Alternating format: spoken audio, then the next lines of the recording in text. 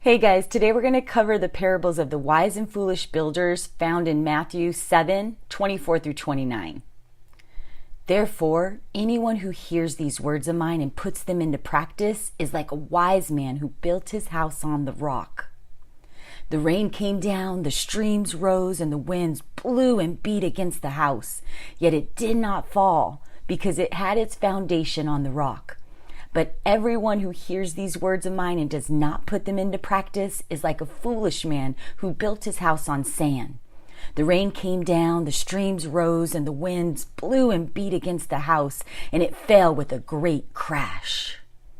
When Jesus had finished saying these things, the crowds were amazed at his teachings, because he taught as one with authority and not as their teachers of the law. Hey guys, I'm really glad that we're moving right along the parables, moving right into the parables of the wise and foolish builders, because we are going to be talking about the foundation of our spiritual growth and getting to where we want to progress with our Father. Comes from our actions. And I think what's really neat about the foundation is that's where a lot of people actually rejected Jesus. And it talks about, and I'm going to have to find the verse, but it talks about how the builders rejected the cornerstone, who is Jesus.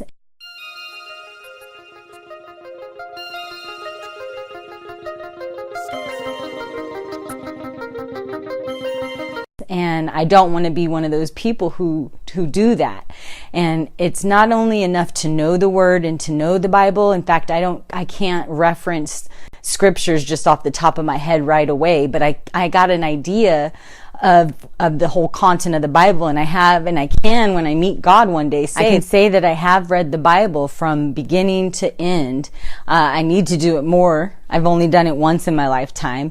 But again, it's not enough to just know the Bible and know what it says. It's important to actually practice what you're reading and what you've learned. And that's where I am finding myself at in my spiritual journey, with the foundation, remembering what God said, but then also saying, wait a minute, how do I actually apply that to my life? How do I implement these fundamental features? And that's why I'm excited about this parable of the wise and foolish builders, because we want to have our foundation in God. I believe part of making sure our foundation is rooted in Jesus is just doing a spiritual inventory, kind of a check of yourself. If you haven't ever done this before, I want to challenge you to try to see yourself through someone else's eyes. So when you're interacting with somebody, observe what you're doing, what role you're taking in not only conversation, but in life. And then I want you to ask yourself, if I was meeting this person, is this a person I would like? Is this a person who has the collective good at heart? I really challenge you to do that, because that's when I find I'm most vulnerable. I'm most humiliated, is when I take an account of who I am, when I try to look at myself through someone else's eyes. And what I mean, just to give you an example, is, so I'm at Walmart with my daughter, and we are all loaded in the car. We're about to take off, and then some guy knocks on my window and asks for money. And it was so abrupt and forceful in a way that I was really thrown off by his actions. And at first I just didn't want to give him anything and just drive away. And then I realized I'm remembering in God's word, it said, if anyone should ask, give to those who ask. That's who we need to give to. That if you have it and someone's asking you, don't wait till tomorrow.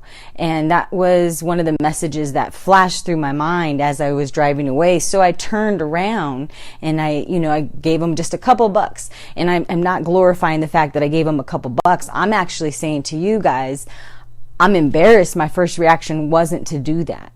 And the fact that it wasn't my first reaction to just give to someone in need when I have, it's concerning. It's concerning. So when I look at myself through someone else's eyes, or I'm pretending to be introduced to myself from someone else's perspective, I really have to I'm holding myself accountable and seeing like the things that I have to work on. And my gosh, guys, it's so much. Like, it's going to be until the day I die that I'm trying to perfect myself, because my first reaction isn't usually the spiritual reaction.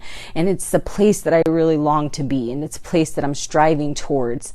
And that's why part of the reason I'm doing these videos is it's my own spiritual growth. And I just hope to encourage others that are just, wanting to know they're not alone in their battles, and know that, God still loves us. So yeah, I don't deserve God's mercy. I don't deserve God's blessing at all.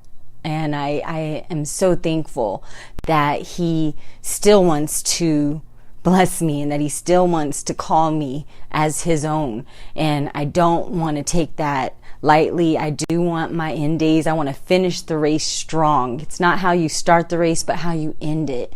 And I am trying so hard, and I will forever fail, and I will always, have backslides. Hopefully not the backslides like they talk about in the Bible, where you're so far backslid that it's a lost cause. But I'm not ever going to be perfect until He's done perfecting me, and that will be in the end. So I'm just sharing this part with you, saying, hey, I challenge you to just look at yourself from someone else's eyes. And if you would like yourself, and in the things that you don't like about yourself, take a spiritual inventory. And there are things that you're needing to make sure you're rooted in the foundation when you're responding.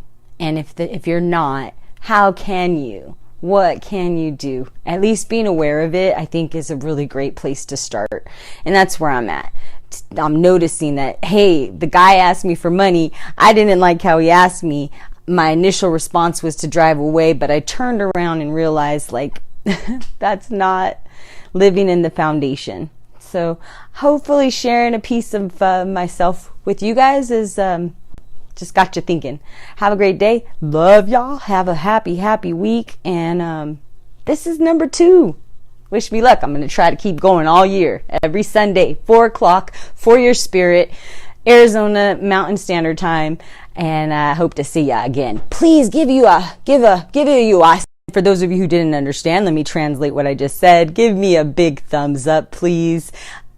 Subscribe. I have a goal at the end of the year. I'd like to have 1,000 subscribers. I don't know if that will happen. I don't know at all, but I sure hope it does. And if not, I'm still going to do this because this is what I'm meant to do. Have a great day. Bye.